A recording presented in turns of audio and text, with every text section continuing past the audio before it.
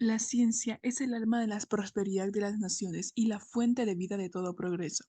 Por ende, vamos a comenzar con la temática de la blastomicosis. Entre ella hablaremos la epidemiología, la definición, agente causal, síndromes clínicos, diagnóstico de laboratorio e incluso el tratamiento, en el cual se presenta generalmente aquellos integrantes que conforman el grupo. Bien, cuando iniciemos hablando principalmente de la blastomicosis o queremos acuñar algunos conceptos, podemos decir que la blastomicosis es aquella entidad que ingresa al cuerpo, aquel microorganismo que ingresa al cuerpo, es decir, el Blastomyces dermatidis, es aquel tipo de microorganismo que ingresa al cuerpo a través de los pulmones y causa una infección pulmonar, en general neumonía desde los pulmones. El hongo se propaga a otras zonas del cuerpo, incluyendo los huesos, la piel, las articulaciones, incluso el sistema nervioso central.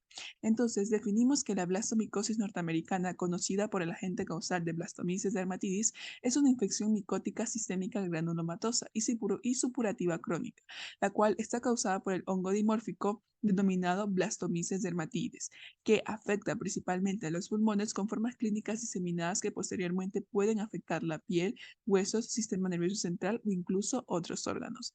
Bien, ahora posteriormente, cuando hablamos de su epidemiología, podemos hacer énfasis en distintas características. Por ejemplo, inicialmente decimos que su distribución geográfica es endémica en el continente norteamericano, es decir, que se extiende desde Canadá, Estados Unidos o incluso en casos ocasionales en zonas como México. Además, se puede extender alrededor de indistintas zonas de los grandes lagos y los estados del sur de Estados Unidos, como lo son los ríos de Ohio, Mississippi y además Luisiana. Se puede distribuir también en otros países como en África, Uganda, Nigeria o incluso Túnez o incluso las zonas de Sudáfrica, países que conforman entonces el continente africano. Posteriormente, podemos decir que su incidencia se da en áreas endémicas y esta tiene principalmente un hábitat en la naturaleza. La mayoría de los lugares donde se ha visto blastomicosis son en áreas de climas templados que son húmedos, con suelos ricos y ácidos relacionados de alguna manera con la madera en descomposición y se encuentran cercanas a los ríos, lagos o zonas sujetas a inundaciones periódicas. La fuente de infección se ha aislado ocasionalmente en el suelo y en los detritus vegetales, que se cree que es la principal fuente donde se adquiere la enfermedad. Se ha descrito que la vía de entrada es más frecuente por la inhalación de las esporas, es decir, por vía respiratoria, y se ha descrito también un compromiso cutáneo por la inoculación traumática. No tiene una edad en específico de presentación, pero podemos decir que las personas con inmunosupresión o con una edad avanzada pueden tener más incidencia de este tipo de afección. Además, podemos tener en cuenta que se presenta en mayor prevalencia en los niños o en aquellos adultos mayores que son de raza negra o incluso caucásicos. Además, la blastomicosis norteamericana es propia de los trabajadores rurales, agricultores o incluso los campesinos. Tiene un periodo de incubación de 45 días, incluso en casos extremos de 300 o hasta 100 días. Bien, ahora hablaremos del agente causal. El agente causal de la blastomicosis es Blastomyces dermatitidis. En cuanto a su morfología, es un hongo dimórfico, por lo cual tiene dos formas, una forma micelial y otra forma levaduriforme.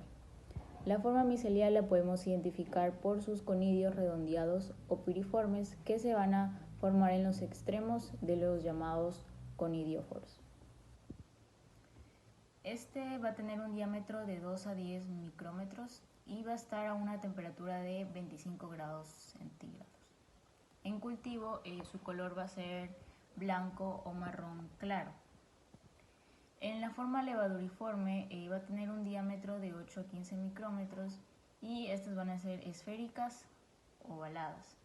Se van a reproducir mediante gemación y van a estar, estas la podemos observar en una temperatura de 37 Los grados. síndromes clínicos de lo que es la blastomicosis, la vía habitual de infección de la blastomicosis va a ser lo que es la inhalación de los conidios.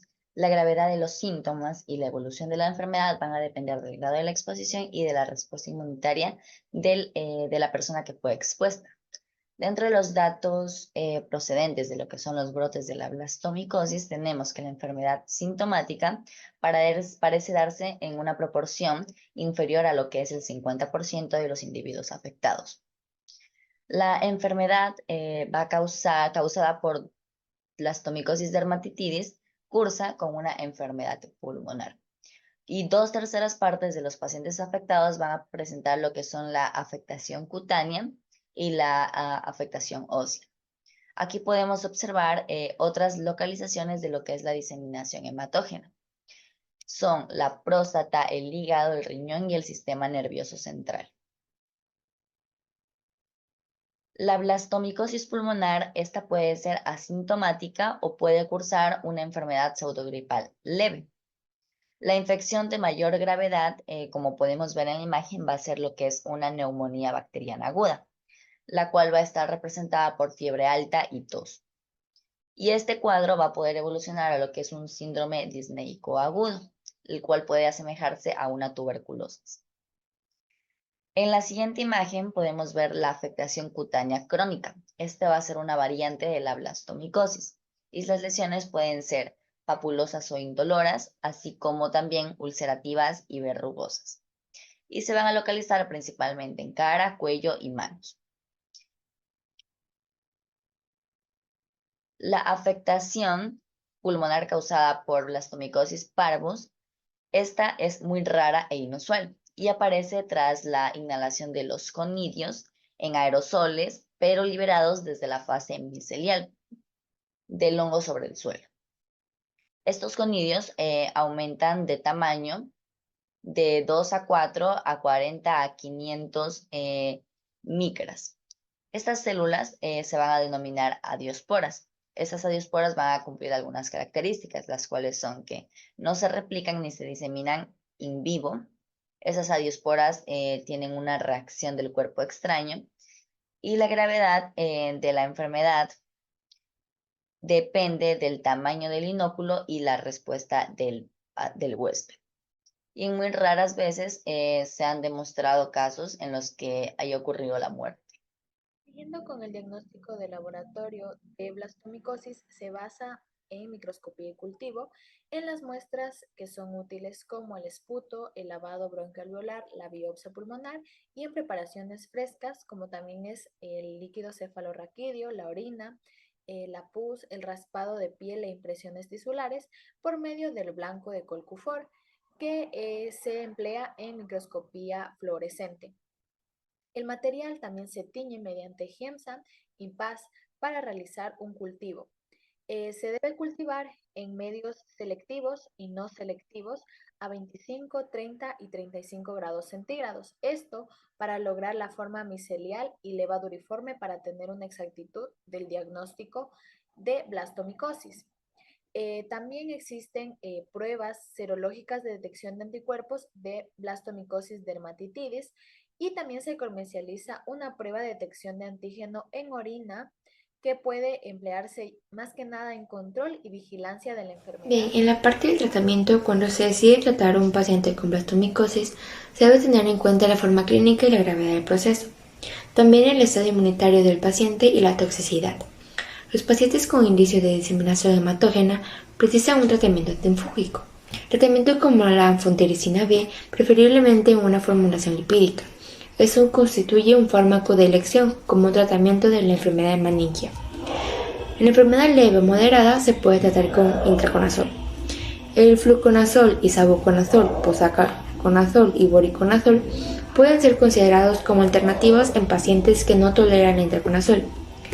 Las tasas de éxito terapéutico de la anfotericina B o antifúngicos pueden variar entre un 70 o 95%. Los pacientes con SIDA y otras inmunodeficiencias se reduce a la mitad. Este grupo puede requerir un tratamiento prolongado con intraconazol u otrazol activo para evitar la recidiva de la infección. Muchas gracias.